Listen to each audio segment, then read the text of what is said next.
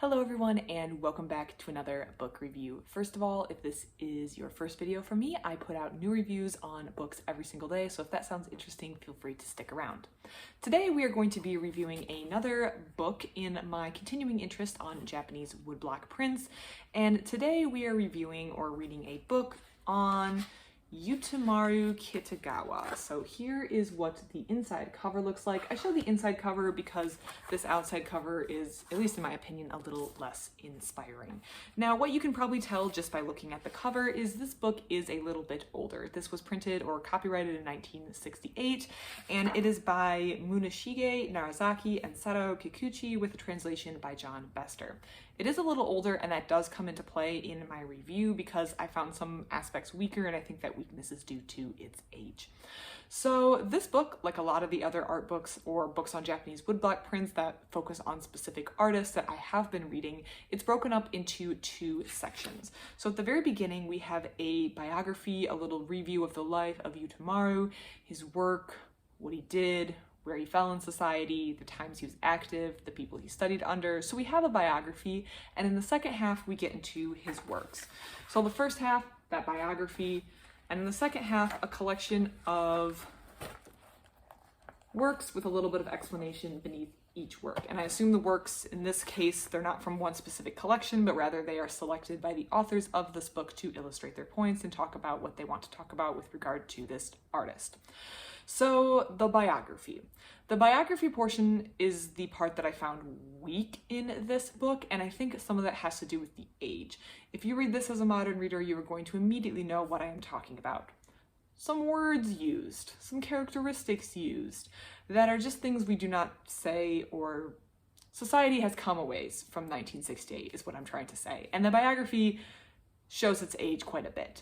Additionally, I found the biography to be just cluttered overall. I feel like it didn't flow very smoothly, at least for me. So what I wound up doing after I finished reading the biography section was go online and just read the Wikipedia article on Utamaro. I just found that to be a lot smoother, cleaner. It gave me the information I needed. And yeah, I had picked up some of it from the biography, but the biography overall was dated with just the way it was talking about things that as a modern reader came off as very wow, shocking, not okay, maybe we shouldn't say that, as well as not being very well organized in my opinion. So I didn't really like the beginning section. Now the beginning section, this biography, was kind of divided between the two authors, and I found the one author, I believe, let me check,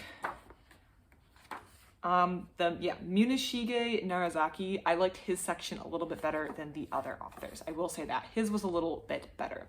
But the text, the biography, while being weak, was made up for by the strong artwork section, I have to say. I liked the selection that the authors selected. I liked the amount of information they provided at the bottom. I think that there's a balancing act when you're looking at pieces of artwork to provide enough context, but not let the context overwhelm the art, and also allowing the viewer to draw their own conclusions, especially if you've already provided a lot of context and information in a biography section, which they have at the beginning.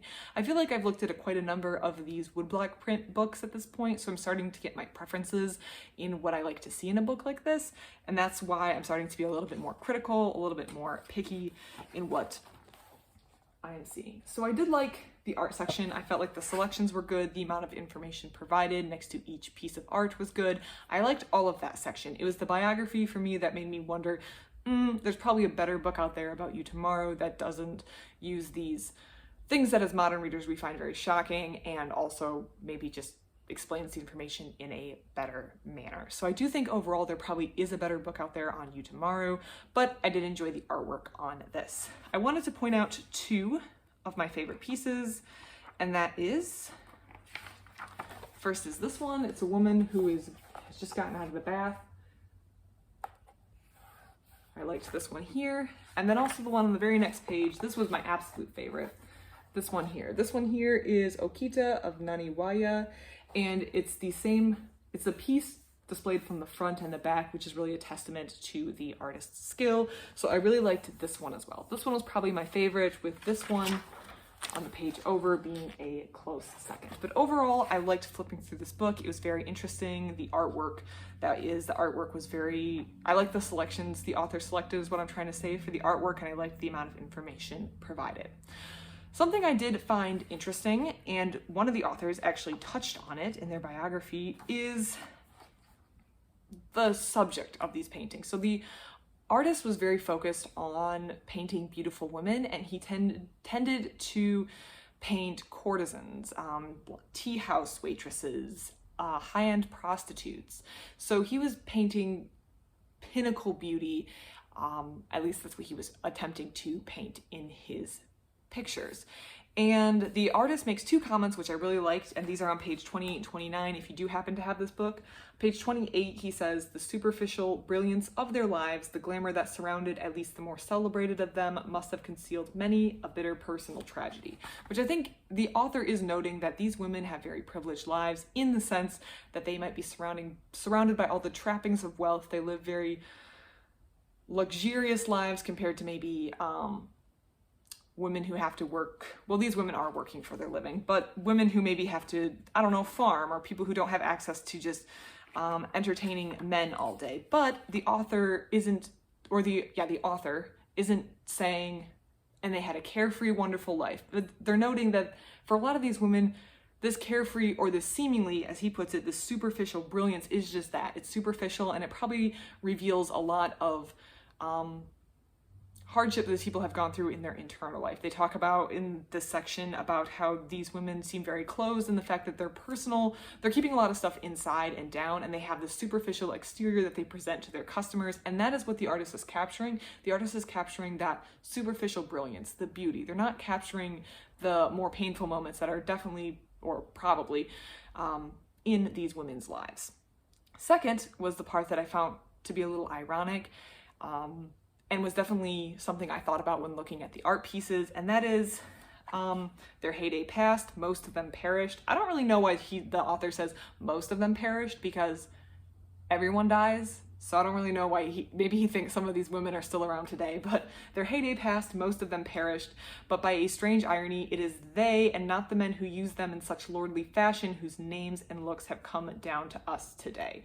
Which is a very interesting note, in that these women, they're the ones who are coming down to us to history, not their noble or wealthy customers and clients. The people who definitely thought they were it. They were the big shows. They were they ran the place. These women were paying attention to them. They were the object of all the attention. They were the reason that it was all about them. But these men aren't the people who are captured in these artworks.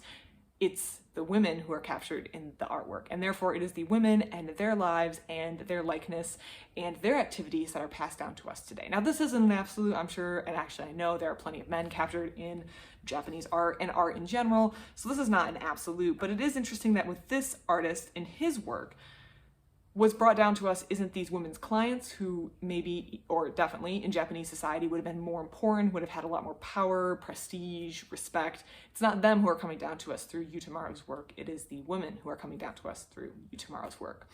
So I did think those two comments were timely and showed a little bit more insight on the part of the authors, unlike other parts in the biography.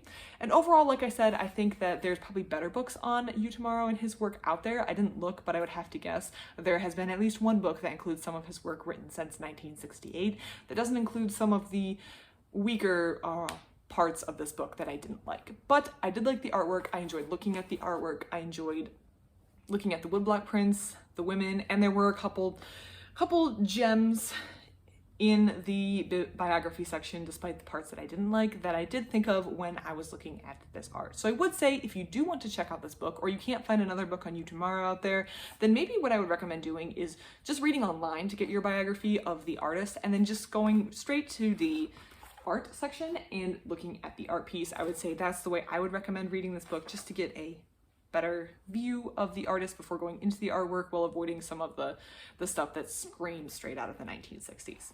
That's just my personal opinion. You're of course free to read whatever you want, and free to read it the way that you want, or tell me that the way I'm reading it is wrong. that is Utamaro. I did have some complaints with the book, but there was some parts that I like. If you have any comments on this, any suggestions on what I should read next, I would love to hear it in the comments below. Otherwise, thank you so much for watching, and I hope you have a great rest of your day.